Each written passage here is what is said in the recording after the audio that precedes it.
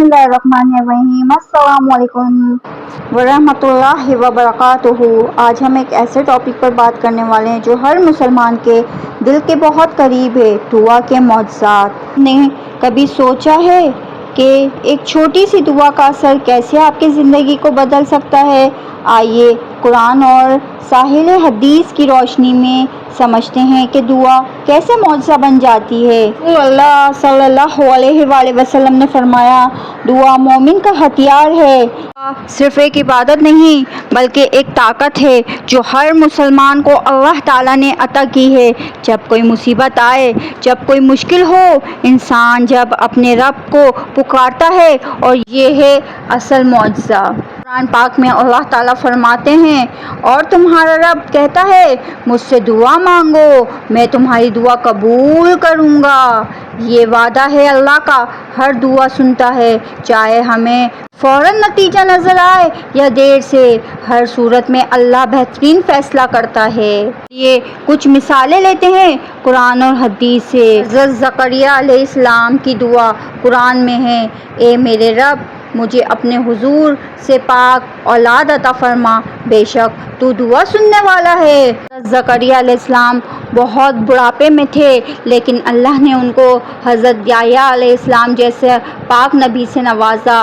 ये दुआ का मौजज़ा है। हज़रत यूनुस अलैहिस्सलाम की दुआ, जब वो मछली के पेट में थे, तेरे सिवा कोई माबूद नहीं, तू पाक है, मैं जालिमों में से था। अल्लाह ताला ने उनकी दुआ को कबूल किया और उनको मछली के पेट से निजात दी। रसूलुल्लाह सल्लल्लाहु अलैहि वसल्लम ने फरमाया, जो शख्स अल्लाह से मांगता है, अल्लाह इसे देता है या कोई बड़ी मुसीबत टाल देता है। कभी कभी हम समझते हैं कि हमारी दुआ कबूल नहीं हुई, लेकिन असल में अल्लाह हमें किसी और मुसीबत से बचा रहा होता है। ये भी एक मौजज़ा है। कुछ हालात ऐसे हैं जिनमें दुआएं ज़्यादा कबूल होती है, इसीलिए हमें चाहिए कि हम उस वक्त दुआ को सच्चे दिल से रो रो के अल्लाह की बारगाह में गिड़गिड़ा के मांगे। तहज्जुद के वक्त, अज़ान के दरमियान, जुम्मे के दिन का एक ख़ास वक्त, रोज़ा इफ्तार करते वक्त, मुसीबत के वक्त दिल से की गई दुआ, इन हालात में अल्लाह ताला दुआओं को फ़ौरन कबूल फरमाता है।